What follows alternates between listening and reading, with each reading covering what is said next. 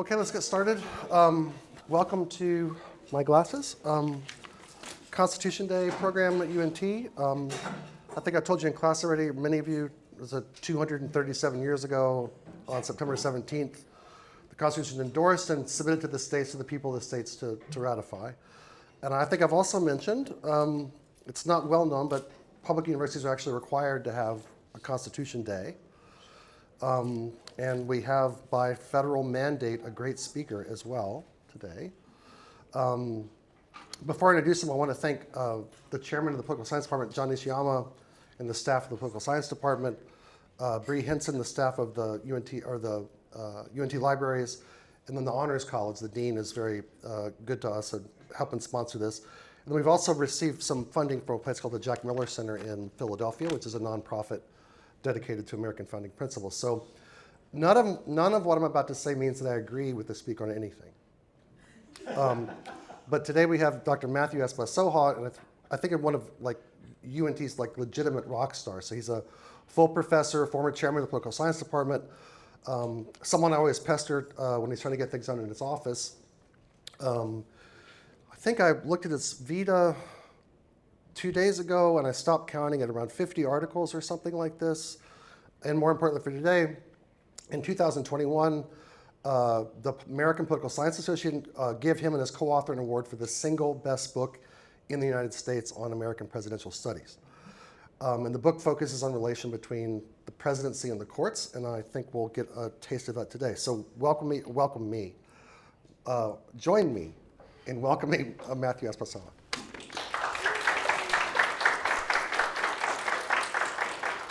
Thank you, Rafe. That's very nice. You never pester me, by the way. I always enjoy talking to you. Welcome, thank you for coming.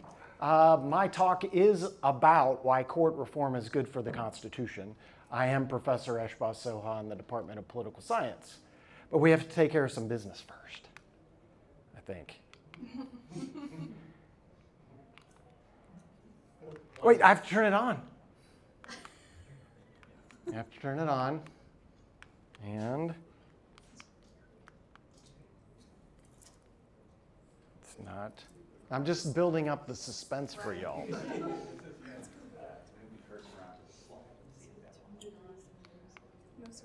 It's not. I did. Oh, there. Wait, no. Oh, I thought we had something. You mean to try again? There we go. Happy Constitution Day! Yeah, that worked out perfectly. I also have to, my brother and my niece, it's their birthday. So happy birthday, Nick. Happy birthday, Alexandra. If only I could have shared a birthday with the Constitution. They don't realize how lucky they are. And of course, because it's Constitution Day, I had to bring my Constitution, right? I take it everywhere with me. It's like that Western rancher who keeps his Constitution in his pocket, and when the feds came and shot at him, it saved his life. All right, so, well, we did pretty well. I can just run over and hit the space bar. Say next slide. Shall we do that? I'll do that. I'm very, independent and individualized. So next slide, please. All right, so why court reform is good for the Constitution? We're going to start with some key questions. This is sort of your introductory slides. I see nobody's taking notes. That's good, very good. You don't need to do that. What are Biden's proposed court reforms? What motivated President Biden to propose these reforms? What does the public think about them? Are recent court decisions a threat to the balance of power between the executive, Article 2, and judicial, Article 3, branches of government? And why is court reform good for the court and ultimately for the Constitution? Next slide.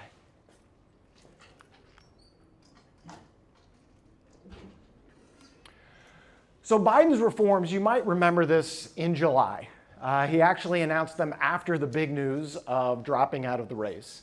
But this was not a short-term reaction to Trump versus United States, which was the ruling was released July 1st of this year, but rather President Biden thought carefully about this and commissioned a group of experts to think about this way back in April of 2021. So this has long been on President Biden's agenda, his thinking about it. We'll talk about that in terms of his motivation. And it's that discussion and those commissions' recommendations that lead to these particular reforms. Now, there's no question that the first one of these, no immunity for former presidents who commit crimes while in office, this is clearly a response. The timing of the release is a response to Trump versus United States, which we'll also talk about momentarily. So that's the first one. How do we want to address immunity? With the thinking and the concern that the court is giving too much power to the executive branch, to the president. Okay. The second reform is a code of conduct for the Supreme Court. Now, as the second bullet point indicates, the federal judiciary already has this. So all federal judges are obligated to follow a code of conduct. The Supreme Court we treat differently, right? Article 3 actually establishes the Supreme Court, and then Congress establishes the federal judiciary. So the Supreme Court, we kind of let them do their own thing, establish their own rules, just like Congress is able to do. It doesn't apply yet. Biden says, hey, maybe this is a good idea. Experts think it's a good idea as well. One of the elements of the code of conduct is a ban on receiving gifts, and we'll talk about that more in a moment. In addition, it recommends term limits for Supreme Court justices of 18 years, right? Now they have lifetime appointments, which was designed to allow the court to be able to make decisions, leave them above politics. But the recent political discourse suggests that justices are in fact political, right? But I asked the question of why not pack the court, right? This was a common refrain in leading up to the 2020 election. A lot of Democrats talked about this, right? It harkens back to Franklin Roosevelt, who tried to do this. Let's just add more justices. Let's put more liberals on the court, and that'll dilute the power of the conservatives. Well, the commission did not recommend that because the public doesn't support packing the court.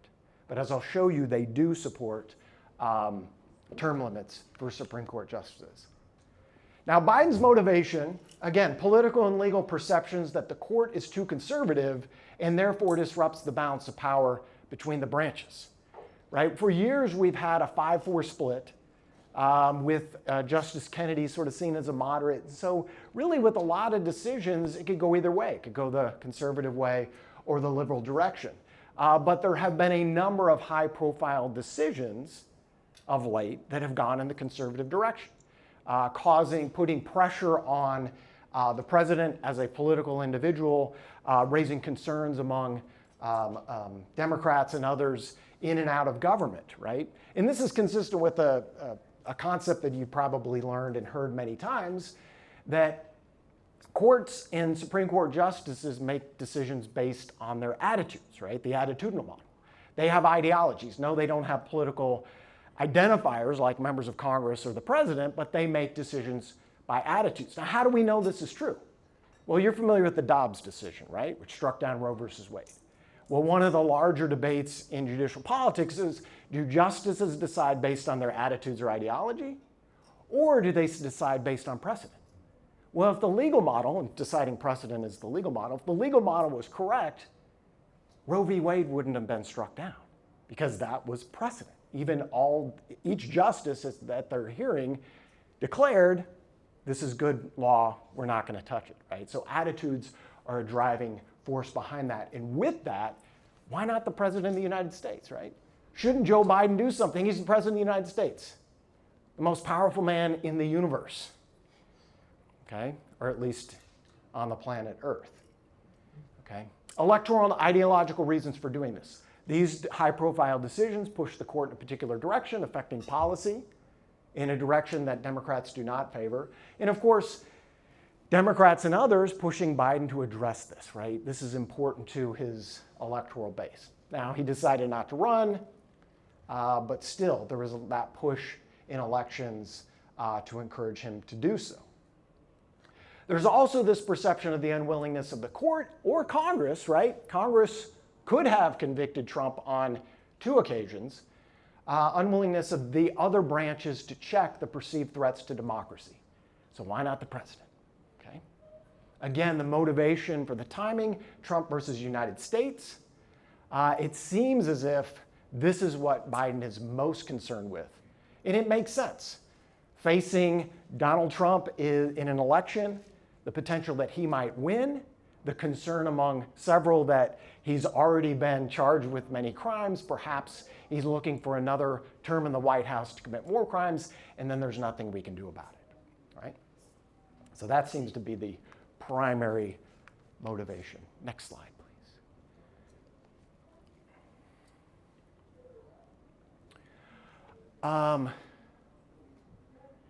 So let's start with public support, okay? Whenever in a democracy we expect to see any sort of change, it doesn't mean that the public is going to get what they want, but it's almost for certain that if you don't have public support, you've really weakened your argument for a change in policy. And this shows, pulling some public opinion data regarding Biden's 3 reforms, the first one being a public support for a gift ban, the question being a ban on gifts of more than $50. 77% of Americans support this, strongly or somewhat. And this is across party lines. Even Republicans support this at 72%. The motivation for this, of course, is perceptions of some justices, not just Clarence Thomas, but Sonia Sotomayor, who accepted royalties for a book, et cetera. There are a number of concerns that justices are receiving gifts that could at least create the appearance of corruption. So the public supports this one quite handily. The public also supports term limits. We have a couple of questions here. One would be sort of the top line mandatory retirement age. That's one element. That wasn't a recommendation. But 18-year term limits pretty much across the board, whether strongly or somewhat favor, nearly 75% of Americans support this, right? There's also public support for immunity, but this is one of the key complicating questions because it depends on whether Trump is president or not.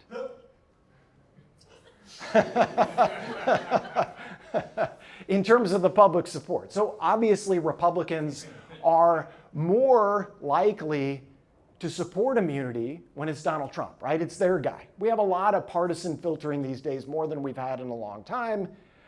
This makes sense, but this sort of shapes sort of the potential and sort of the idea, one of the ideas that I want to raise. Overall, any president that looks like over 50%, if it's anybody else, Republicans support that, and other party identifiers also support immunity. So you have that idea too. We don't like the idea of anybody being above the law, okay? And this would be for criminal prosecution in Trump versus United States. So again, July 1st, 6-3 ruling, the court rules that the president has absolute immunity for presidential acts within conclusive and preclusive constitutional authority. That just basically means core presidential authority, okay? If the Constitution says the president can do it, then he has immunity. Now, the potential issue with this is all interpretation. Because the Constitution, as you know, many of you have a copy, look at Article 2, it's rather short. But there are a lot of things that presidents can do. So when we talk about whether the Constitution says it, a lot of times it depends on what the court says and what Congress says, right? Taking the ruling further, presumptive immunity for other official acts. So basically any official act, the president has some protection from criminal prosecution. There is no immunity for unofficial acts. Okay? Defining that becomes important. This was sort of the popular conversation after the ruling. What is this determination? Who makes this determination? Okay? Invariably, it could be the court, but Congress could potentially craft a Presidential Immunity Act and define these, right? Some see this as a threat to our democracy, and Biden's reforms are designed to counter this threat. But I say this is not a threat, right? I want you all to be motivated to support whoever you want in the 2024 presidential election. But I hear a lot of concerns that I don't see. Now, have this conversation with a lot of people, and I'm a glass half full kind of guy, right? Some people aren't. They see the glass half empty. But I looked at previous immunity cases to think that we might think that times are crazy, the court is dangerous right now. But there have been recent cases, including those involving Trump, that don't go in the favor of the president, or we have circumstances where the court has already offered immunity And we haven't seen the end of our republic. So the first, most recently, Trump v. Vance in 2020. I do not believe that's J.D. Vance. Maybe it is. Maybe I don't know. Maybe that's why he picked him, right? Trump cannot hide his finances from prosecutors. Okay? This fits in with some of his current trials. Certainly the promise of I'm going to release my tax returns upon becoming president, blah, blah, blah. He can't hide that, right? That's an important feature of investigating fraud and other charges against the president. Clinton v. Jones. Bill Clinton also impeached, right? We thought that was a one-in-generation, event. Then we got two during Trump. Okay, Clinton versus Jones. Immunity does not apply to acts before taking office. So when we think about the court's decision, and parenthetically, I haven't looked to see if Trump v. United States overturns this, but assuming this is still good law, it's not official acts before you become president, right? And I think that's true. Nixon v. Fitzgerald. You know Richard Nixon, right? He resigned. He faced impeachment, but he resigned before then. In that case, way back in 1982, presidents have absolute immunity from civil liability for official acts. So we already have this idea of immunity for official acts, in this case in the civil realm. The court wrote, immunity is rooted in the constitutional tradition of the separation of powers and supported by our history. So previous immunity cases protect presidential acts, yet limit them in scope, and democracy have not failed, right? So we're faced with this possibility. Even if we don't get court reform, I predict that we will endure. It's also not a threat if we look at the history of court cases. So years ago, I collected a bunch of cases based on what I called Article 2 cases, presidential power. You can't see, these are kind of too small, right? But veto power, war power, pardon power, these sorts of ideas.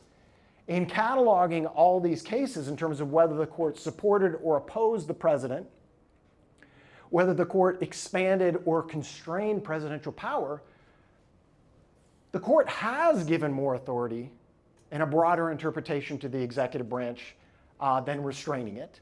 There's a scholar that argues that, you may have noticed that Article 2 is the president, right? Article 1, of course, is the Congress. So for the framers, Article 1 had the most power, the clearest enumerated powers, and then we expand with the implied powers.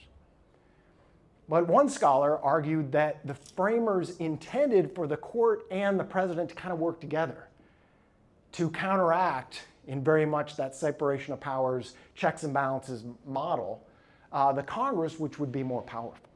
And over the course of history, that has borne out, suggesting that even when the court has been more favorable to the president, it hasn't been a threat. We haven't responded in a way that we feel threatened. We've survived constitutional crises before. And then, for every expansive case, there are a number of restraint cases. So the court over our history has sort of balanced their approach to executive authority. So I would say those two pieces of evidence lead me to think that this is not a significant threat.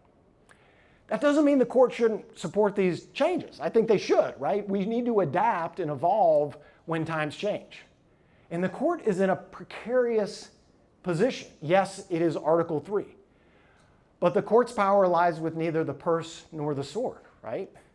They can't tax and raise money. The sword meaning they can't enforce laws, okay? It's up to the other branches of government to carry out what the court rules.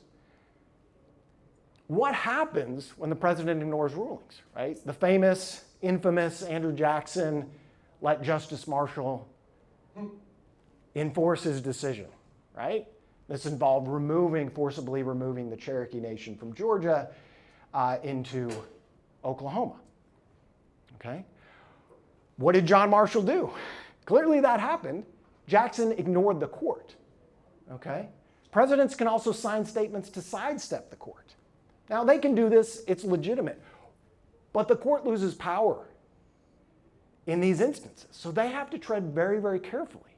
They cannot push too hard or we're just going to ignore them, right? They have to be very careful about giving too much authority or restricting too much authority to the president, among certainly the Congress as it concerns civil rights and civil liberties.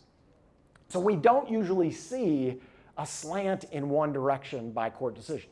The high-profile decisions of late have been conservative, but there are a number of cases where they have come to a more moderate or even liberal conclusion. So again, the court can't step too far out of bounds as it concerns these decisions, or we won't take their decisions seriously, and they will lose support. The public also helps the court function. Okay? Public support is important. We talk about how the court has a reservoir of public support that it must maintain. So it can tap into that, right?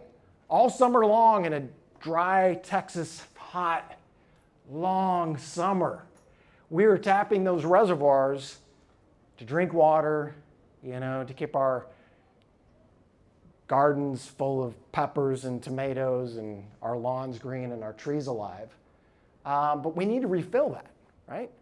If we don't refill it, then we got to use less water. We're in a bad situation. So the court doesn't want to object to the public that often either. Okay? They need to maintain that. In the vast majority of court decisions over our long history, even in the more recent era where the court has been making decisions in the area of civil liberties and civil rights, they've aligned with public opinion. So for every Texas v. Johnson, right, which is, anybody want to tell me? Texas v. Johnson? Burning the American flag is a protected form of freedom of expression embedded in the First Amendment. 67% of Americans disagree with that. The court stood up for freedom of expression.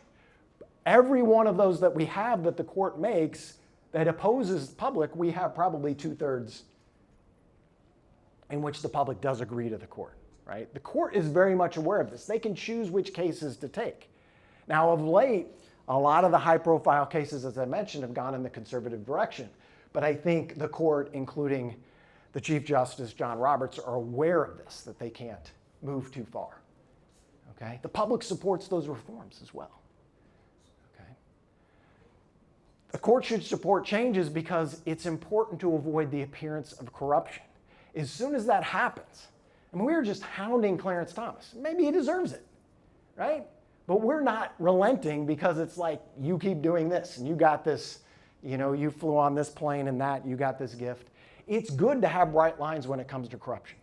This is what we are allowed to do and this is what we're not. People agree to that. You point to it and say, hey, we're not violating our own rules, okay? And as I said before, the public supports these reforms. So for these reasons, the court should support these changes. Why else should the court support these changes? Well, nobody likes the court anymore. It used to be our favorite branch of government. It's nowhere near Congress, right? 16% of Americans approve of the job that Congress is doing. Presidents are even struggling, right? It's hard for Trump or Biden to exceed 42, 43% approval. But the courts have always been up there in the 80s, maybe in the 70s. But now, recently, in July of 24, more Americans have an unfavorable view of the court than a favorable view. No doubt this is related to Trump versus United States. No doubt this precipitous drop previously is due to Dobbs because Americans supported Roe, right? Obviously, a lot of this is driven by partisan perception. So recent decisions cause Democratic favorability of the court to plummet. Republicans are like, hey, this is pretty good. Like this, right? We're getting what we want. But we also know that politics is cyclical. And we know that you're not always going to win. Even in this upcoming election, right? What's the worst thing that can happen if you support Trump and he loses? Just wait 4 years. 4 years is not a long time. I don't think. All right. So, pretty good on time. So in sum, the Constitution has endured, right? We still hold these up. We still read them daily. I know you've read it cover to cover. You'll probably read it again tonight, right? It's here. And I have argued, you don't have to agree with me, but these recent challenges to the balance of power are not a serious threat. They are something that we can address and deal with. Those reforms are part of it, right? And regardless of whether Biden can push this forward, whether the next president will pursue them, presumably it won't be Trump, but it might be Harris. I could see Trump maybe supporting some elements there. We'd see how that play out. What's the political goals there? We'll see what happens. Some of those reforms, the court is currently looking at establishing its own code of conduct. Obviously, term limits, that has to be a constitutional amendment. Immunity is a little bit more open, I think, to address that. But as I also said, the court should support these reforms to ensure the balance of power, right? If the court is too far out, this strengthens the other branches. They have to understand that they have to align with the wishes of the other branches, some of the time, maybe most of the time, and certainly with the public. This will ensure their own independence. Judicial independence is important. If we're not worried about corruption in the court, if the court is making reasonable decisions that seem balanced and fair, we're less likely to criticize, call them dangerous, as Joe Biden did, threaten judicial independence. Okay? So to ensure the integrity of the Constitution and the balance of power between the executive branches of government, the Supreme Court should support these reforms. Everyone should support these reforms. You should support these reforms on Constitution Day especially. Okay? So, any questions? Thank you.